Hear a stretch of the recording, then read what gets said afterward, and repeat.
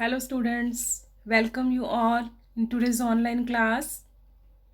I am Amita, lecturer biology, Government Senior Secondary School Mahindraganj Rajpura, district Patiala. बेटे हमने अपने पिछले लेक्चर्स में ट्रांसक्रिप्शन को अच्छी तरह से डिस्कस किया। प्रोकैरियोटिक एंड यूकैरियोटिक ट्रांसक्रिप्शन में क्या क्या डिफरेंस हैं वो भी हमने साथ साथ हाईलाइट किए। लेकिन इस लेक्चर में हम एक बार फिर before we sum up the transcription in prokaryotes and transcription in eukaryotes में क्या क्या सिमिलैरिटीज़ हैं वो भी डिस्कस करेंगे और क्या क्या डिफरेंसेस हैं वो भी डिस्कस करेंगे। So before we start these similarities and differences, once again let's revise what is transcription. Transcription is a process in which a particular segment of DNA, only a small segment of DNA, is copied to form RNA to form protein. Transcription is a universal phenomena in prokaryotes and eukaryotes. Prokaryotic cell है चाहे eukaryotic cell है उनमें transcription तो होएगी because it is the first step of gene expression. Clear? We have already done in the previous lecture also. Now again before we start the difference, let's have a quick look on the structure of prokaryotic cell and eukaryotic cell, क्योंकि इससे आपको आगे जो differences हम करने वाले हैं वो आपको और क्लियर हो जाएंगे. हमने अपनी जूनियर क्लासेस में ही पढ़ा हुआ है कि prokaryotic cell and they are simpler in structure as compare to eukaryotic cell. So main difference क्या होता है? प्रोकैरियोटिक सेल में no well defined nucleus, DNA is circular and it is present in the cytoplasm.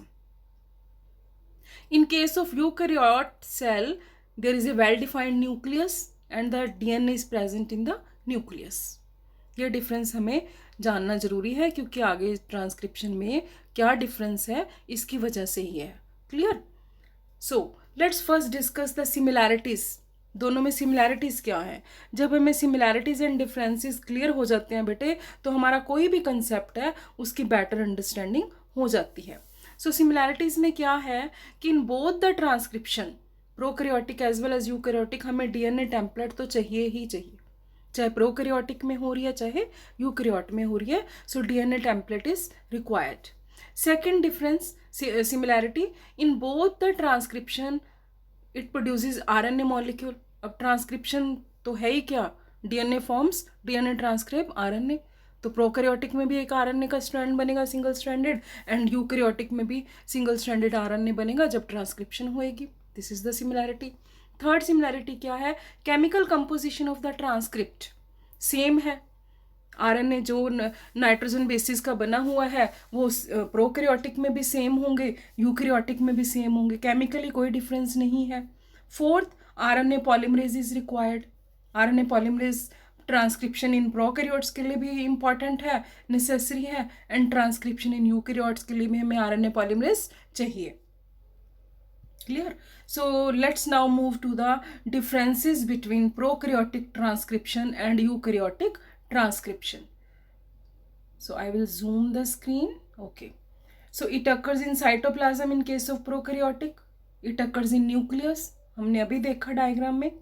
There is no specific period of occurrence in case of prokaryote.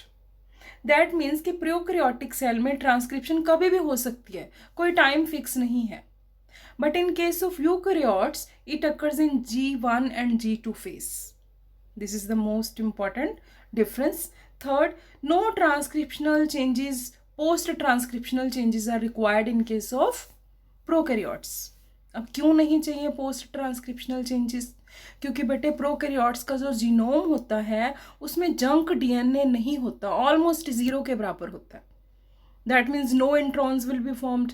तो उनको introns ही नहीं है तो post transcriptional changes, capping, tailing, किसी चीज़ की ज़रूरत नहीं है इन केस ऑफ प्रोकैरियोट्स. लेकिन यूकैरियोट्स में हमें पोस्ट ट्रांसक्रिप्शनल चेंजेस हमने पिछले लेक्चर में की हैं. स्प्लाइसिंग है, कैपिंग है, टेलिंग है, वो सब रिक्वायर्ड है. It is coupled to the translation in case of prokaryotes. अब इसका क्या मतलब है? Couple to the translation means कि जैसे जैसे एमआरएनए बन रहा है, क्योंकि पोस्ट ट्रांसक्रिप्शन चेंजेस तो चाहिए नहीं हमें, तो साथ के साथ ट्रांसलेशन हो रही है. But in case of eukaryotes transcription पहले होएगी, उसकी पोस्ट ट्रांसक्रिप्शनल चेंजेस होएंगी, कैपिंग होएगी, टेलिंग होएगी, फिर वो साइटोप्लाज्म में आएगा मैच्योर mRNA, फिर ट्रांसलेशन स्टार्ट होगी. So both the processes occurs at separate times. Clear? Next क्या डिफरेंस है? One type of RNA polymerase is required in case of prokaryotes and three types of RNA polymerase in case of eukaryotes. RNA polymerase 1, RNA polymerase 2, RNA polymerase 3, तीनों types के RNA polymerase चाहिए in case of eukaryotic transcription. Structural genes are polycistronic. बेटा जब हम transcriptional unit कर रहे थे तो उसमें स्ट्रक्चरल जीन थे, मैंने आपको पहले भी ये करवाया कि in case of prokaryotes they are polycistronic. Structural genes make more than one type of proteins in case of prokaryotes, but in case of eukaryotes they are monocistronic. Monocistronic means कि transcriptional unit में जो structural genes हैं they are making only one type of protein. That is why those structural genes are called monocistronic. Sigma factor is required for initiation in prokaryotes. बेटे अगर हम बाद में सारी प्रोसेस को सम अप करेंगे तो आप ये देखोगे कि इनिशिएशन एंड टर्मिनेशन में बहुत ज़्यादा डिफरेंसेस हैं इन case of prokaryotic transcription and in case of eukaryotic transcription. अगर हम इनिशिएशन की बात करें तो प्रोकैरियोट्स में सिग्मा फैक्टर चाहिए RNA पॉलीमरेज को, तभी वो इनिशिएट कर सकता है. लेकिन यूकैरियोट्स में सिग्मा फैक्टर तो नहीं चाहिए, उसके जगह पे हमें इनिशिएशन फैक्टर और ट्रांसक्रिप्शनल फैक्टर्स बहुत सारे चाहिए. इनिशिएशन फैक्टर 1, इनिशिएशन फैक्टर 2 और ट्रांसक्रिप्शनल फैक्टर्स ये चाहिए. RNA पॉलीमरेज के साथ आएंगे, बाइंड करेंगे, तभी RNA पॉलीमरेज है जो टेम्पलेट स्ट्रैंड पे ट्रांसक्रिप्शन स्टार्ट कर सकता है. Clear? Let's move to the next slide.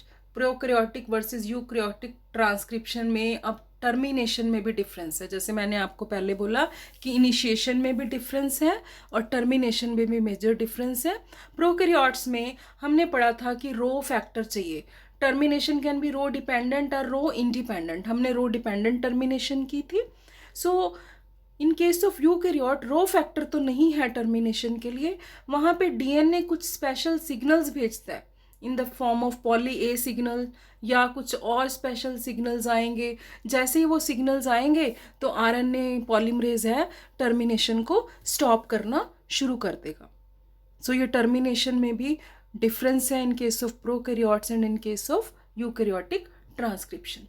Now let's try to clear over concept with the help of diagram. ये बेटे दो डायग्राम है, prokaryotic cell and eukaryotic cell. इनमें ट्रांसक्रिप्शन हो रही है. सो आप क्लियरली पॉइंट आउट कर सकते हो कि इसमें एक तो जो mRNA वो मैच्योर ही बाहर आ रहा है, ठीक है, कोई प्रोसेसिंग नहीं हो रही है. दूसरा ट्रांसलेशन कपल्ड है, साथ के साथ ट्रांसलेशन हो रही है और सारी की सारी प्रोसेस कहाँ हो रही है? साइटोप्लाज्म में हो रही है. This is the cytoplasm. Nucleus तो है नहीं. क्लियर? अगर हम यूकैरियोटिक सेल की देखें तो इसमें न्यूक्लियस के अंदर हो रही है ट्रांसक्रिप्शन, प्रोसेसिंग भी होएगी, ठीक है. उसके बाद मैच्योर mRNA बाहर आएगा, फिर ट्रांसलेशन स्टार्ट होगी. So these are the differences which are clear from this diagram. ठीक है, okay. Let's move to the next diagram. ये डायग्राम बेटे बहुत ब्यूटीफुल डायग्राम है to understand the initiation.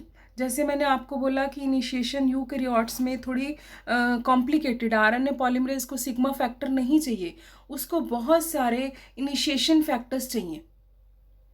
Initiation factors आएंगे, वो RNA पॉलीमरेज के साथ बाइंड होएंगे तो ही वो DNA टेम्पलेट में टाटा बॉक्स को रिकॉग्नाइज करेगा और प्रोसेस को स्टार्ट करेगा. Alone RNA polymerase cannot initiate the transcription in case of eukaryotes. ठीक है बेटे, आई होप कि आपको ये डिफरेंसेस क्लियर हो गए होंगे. Now our topic is complete the process of transcription in prokaryotes as well as eukaryotes. What are the similarities between the two types of transcription? What are the differences in transcription? ठीक है. सो आप अब इसमें से notes बनाइए, notebook पे written practice करिए. Best of luck. Thank you.